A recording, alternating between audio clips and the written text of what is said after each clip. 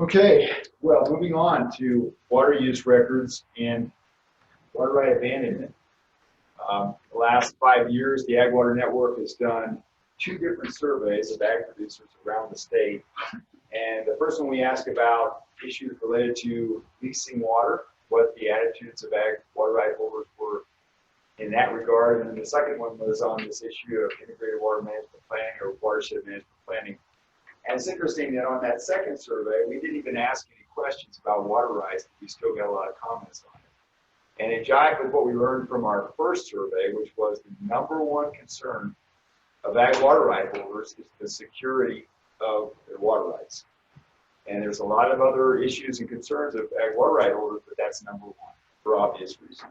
So our next speaker is going to be talking about that. Shanna is joining us via Zoom, and she'll be talking about how to properly submit those diversion records annually, how to check those records online, and then we'll be getting into water right abandonment in the instance, what you can do if you find your water right on the abandonment list. So, Tristan, if Shanna is queued up.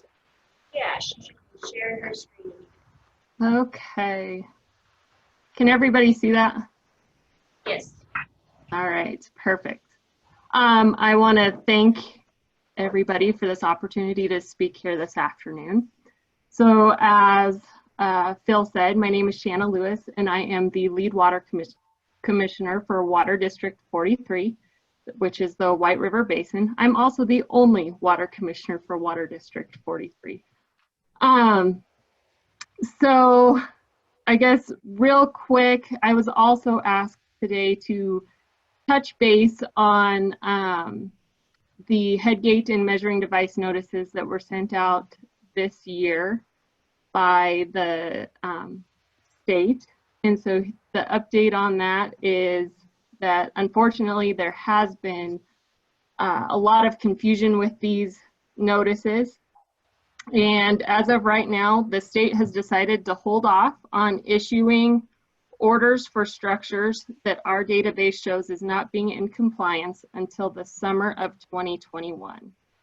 So with that, I would like to stress upon people to please contact me if you have installed a headgate or measuring device so that I can meet with you and get all the information needed to update our database. And then this will ensure that you don't get any unnecessary orders in 2021. So I wanted to kind of give an update on that and get that out of the way.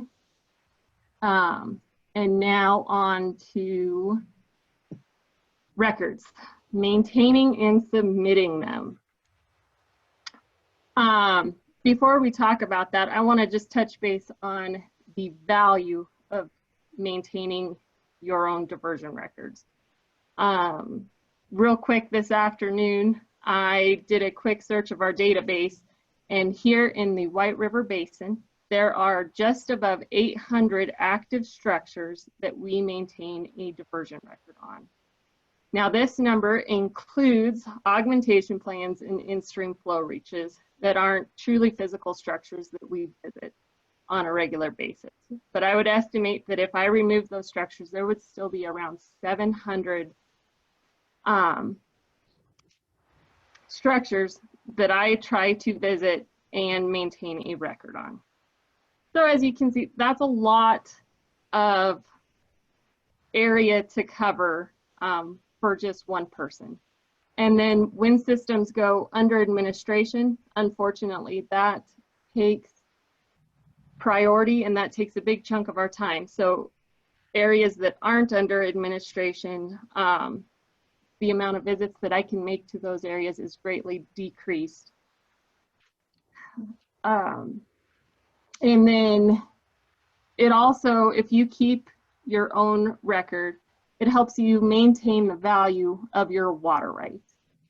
And then because the state's water records are considered the official records, my lofty goal is to make what you guys are doing on the field match what my diversion records show. And I know that's a pretty big goal, but that'll eliminate the he said, she said aspect of diversion records. And so again, that's That's my big lofty goal, but I appreciate any help in getting it. And again, that helps you maintain the value of your water right. So here are some examples of what we would consider acceptable records to be submitted. If I'm out in the field and I see you and I end up talking to you, you can tell me that what day you turned your ditch on, what day you turned your ditch off. If you've got a measuring device, those flow amounts are absolutely key. Same goes with pumps, you know, what day you turned your pump on, any meter readings. That's all just very helpful information and crucial to our records.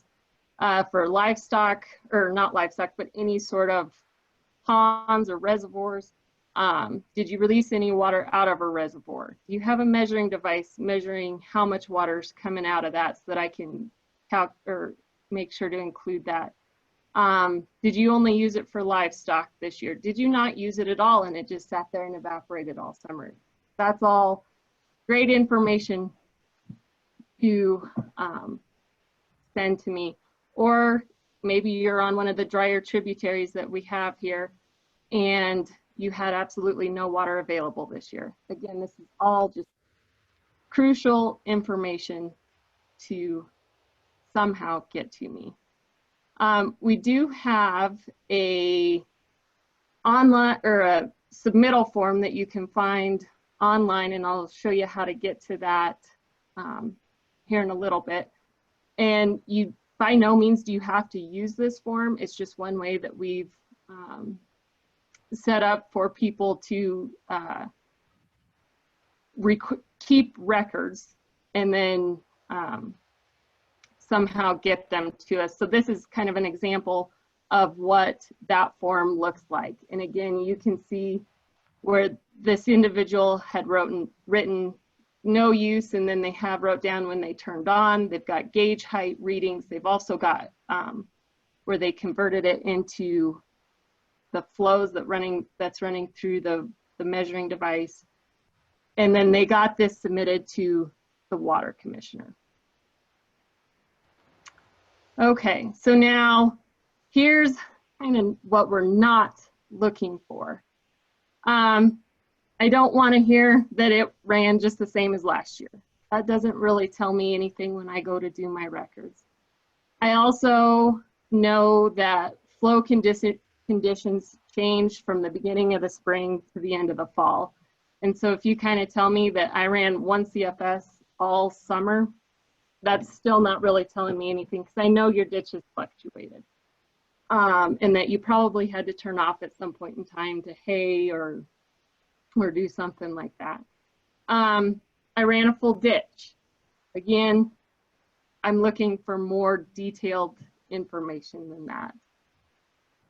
And 9 times out of 10, your ditch isn't running its exact water right. I mean, sometimes it is, and that's great, but most of the time it's not. And then it's kind of funny, but we do get this. I don't know, what should I put down? You're the water commissioner. Well, give me some accurate information here to work with. And again, here's an example of a record that was submitted that we would probably reach out to the individual and ask for a little bit more information on. Okay, so I'm trying to make this quick to kind of catch us up, but I appreciate it if records could be submitted to me by November 15th. That gives me time to get everything entered and also get communication started if there's any questions on the data that's submitted, so that I can get my records in by my deadline of December 31st.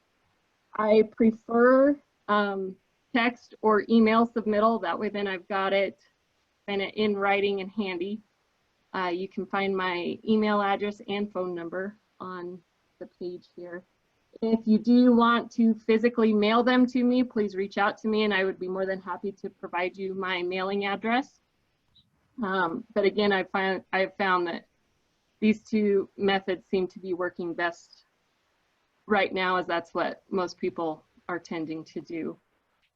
Okay, so we are now, like I said, I'm sorry, I'm moving through this pretty quick, but I want to get everybody caught up for the football game. So now going to the state or the Division of Water Resources website. So first off, the website is DWR. Can you guys still see that? Not here, but. Okay, perfect. So it's dwr.colorado.gov. Accessing the submittal form that you can use, or the recording form that you can use, pardon me, you would want to go to Division Offices, Division 6, and then scroll down and there's Forms, Diversion Records, and under there you can pull up the PDF for user supplied data sheet, and you can easily just print this off or copy and paste it to your computer, to email, whatever is easiest for you.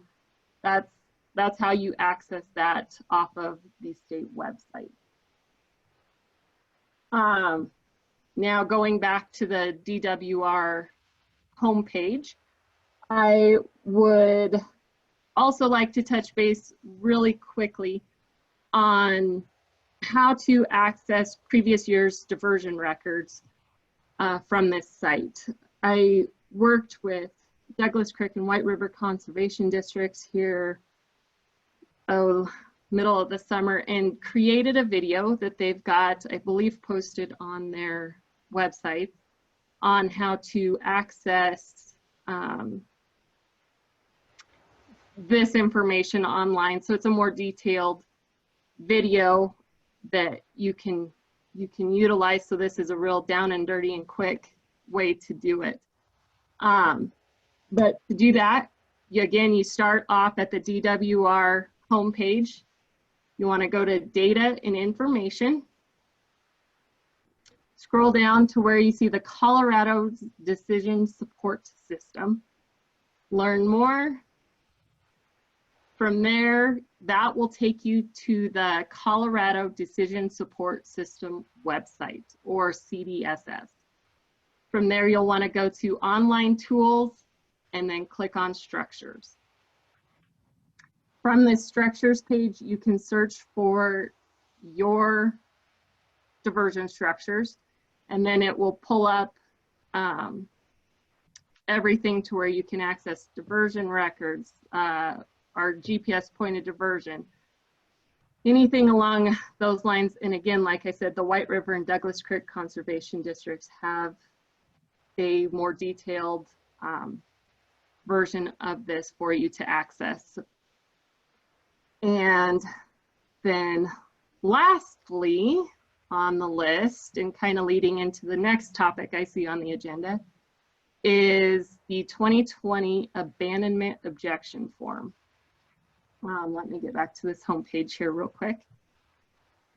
So all I'm going to speak with on abandonment this evening is how to access that objection form. So if you have a water right that was placed on the 2020 abandonment list, and you want to object that, you can file the objection form. And so to do that, again, from the DWR homepage, you scroll down under latest news, you will find Water Rights Abandonment 2020. You can click on that link. From there, you will see a link in this first little paragraph that says Water Rights page. You'll want to click on that. And then there's a blue line right here where it says Division Engineers Abandonment List and Objection Forms. If you click on this list, you'll be able to access the Division 6 abandonment list that was published. And then down below that, you'll be able to click on the link for the abandonment objection form. And again, that'll come up. You can, it's as a PDF, so you can save it to your computer, print it off to modify it, add in all your information, and then that needs to be submitted to the Division of Water Resources office in Steamboat. So again, I appreciate everybody's time this evening, and I know that I breezed through a lot of stuff really quickly, so please don't hesitate to reach out to me with any questions or for any one-on-one meetings. I'm more than happy and willing to help. But are there any questions for me right now? Yeah. How did you determine which water rights were abandoned? Yes, so the state did a query of our database and the diversion records that were submitted, or our official records, and then anything that hadn't been diverted in whole for the 10-year period was placed on the list.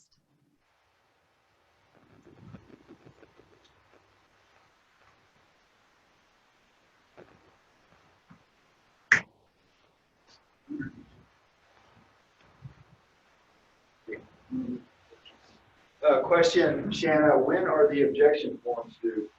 Yes, that's a great question. Thank you for asking that. July 1st, 2021. There is a comment from Erin White. She says the preference would be that the objection forms be submitted through ask.dwr, which will then be forwarded to Division 6. Perfect. Thank you.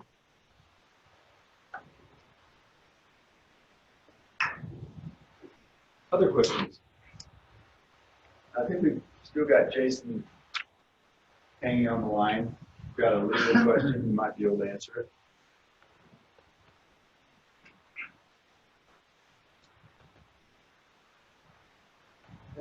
Well, you can always contact Shanna, as she said, if you've got further questions about the abandonment issue.